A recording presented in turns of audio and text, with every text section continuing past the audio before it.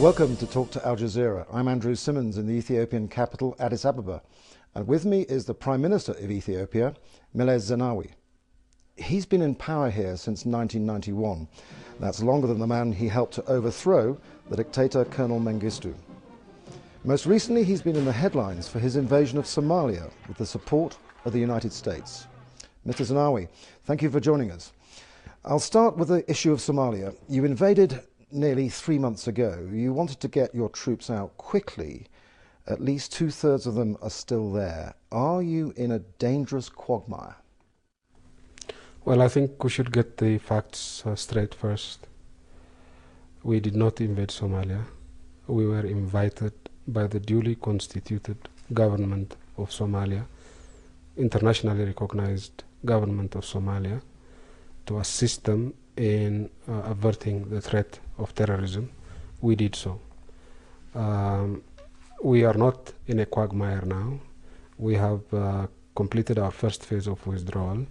We'll complete our second phase of withdrawal in a few days' time. And things are improving in Somalia. But you said that you would be out in a matter of weeks, and you said that 2 months ago. And the security situation is not good. It's patently clear that it's not good. We had plans to withdraw in weeks, but in the meantime, the African Union decided to send troops to Somalia, and we therefore decided to synchronize our withdrawal with the deployment of African Union troops. Now that the first contingent of the African Union troops is in place, we'll go ahead with our second phase of our withdrawal, and as the African Union troops consolidate, we will completely withdraw. Of course, there are challenges in Mogadishu, but the rest of Somalia is very stable. And even in the case of Mogadishu, taking into consideration the fact that this is a city of 2.2 million people, awash with guns, the type of security challenge we currently face are not all that unexpected or alarming. Ugandans are coming under attack frequently, your own troops likewise. Every other day is not an exaggeration. You've hardly brought peace to Somalia, have you? If one assumes Somalia is equal to Mogadishu, then of course that could be a correct assessment. But I believe Somalia is not equal to Mogadishu. The rest of Somalia is absolutely stable. And even in Mogadishu, while there are these challenges, these are not insurmountable challenges. Let's look at this point. You'd expected more support from the international community and the African Union, and that hasn't been forthcoming on the scale you wanted. So I'll put to you, you fought a proxy war on behalf of the US. Don't you regret it now? We did not fight a proxy war on behalf of the United States. Indeed, the United States was very ambivalent about our intervention.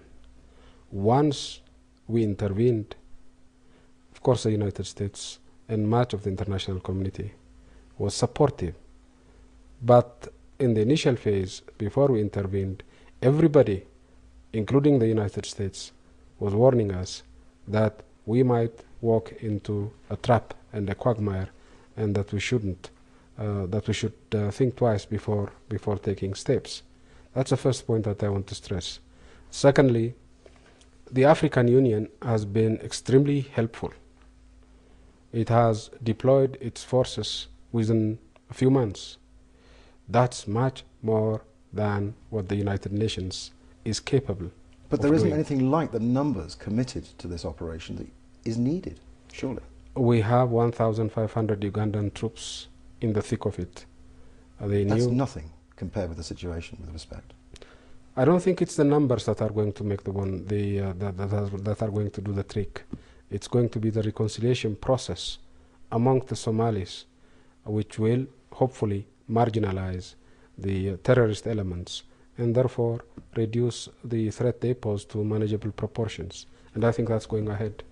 Before moving on to that point, I'd like to just pick up on your assertion that the US were not directly involved with the run-up to this war, because in a leaked UN document referred to a meeting around June 2006 between top brass military from Ethiopia and the US, in which a series of options were looked at. Now, this has been documented.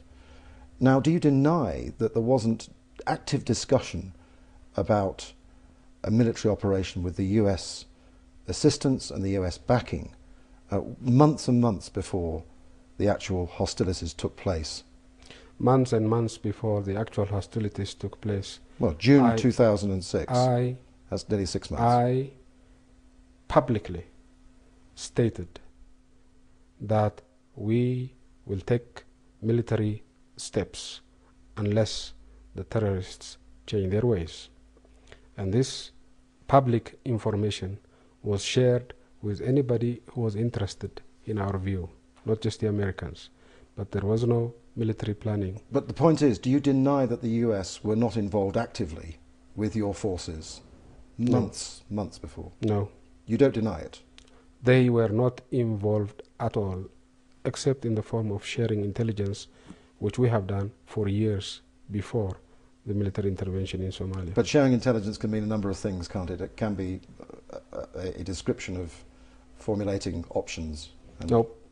We planned our military operation. We executed it without the support, military support of anybody, without the financial support of anybody.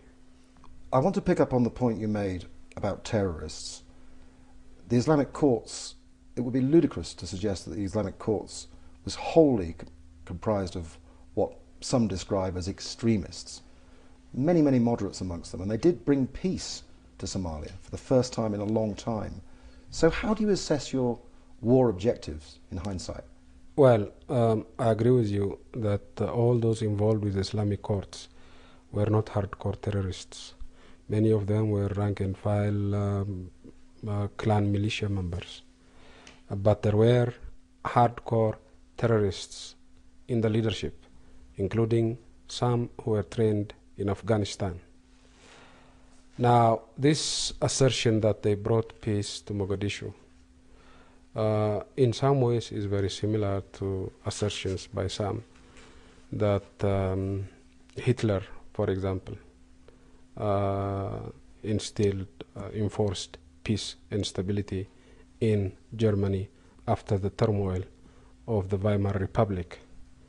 But the way he did it was such that it would be obnoxious to everybody and could not be sustained. That's the same thing.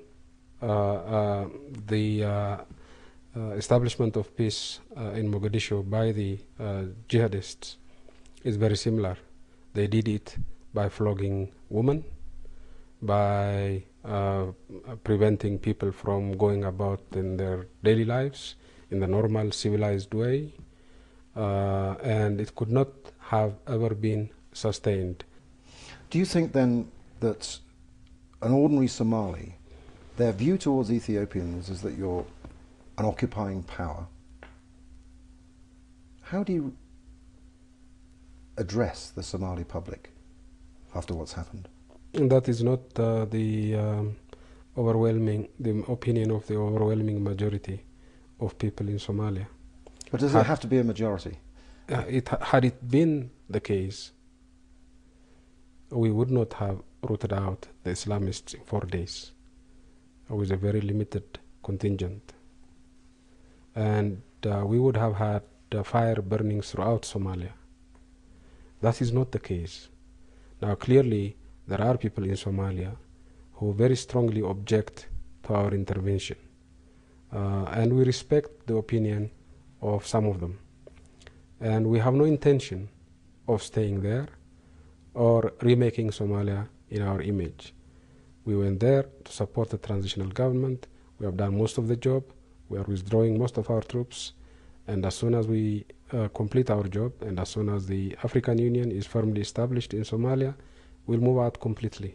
And what happens if the situation deteriorates even more at that point? Well, all we can do is to try and help the Somalis resolve their own problem. We cannot resolve it on their behalf. We can only support them. If our support is not enough, then it would be very unfortunate. We are not going to be sucked in to a Somali civil war. You're sure about that? Absolutely. We're now going to take a break. Stay with us on Talk to Al Jazeera with the Ethiopian Prime Minister Meles Zenawi.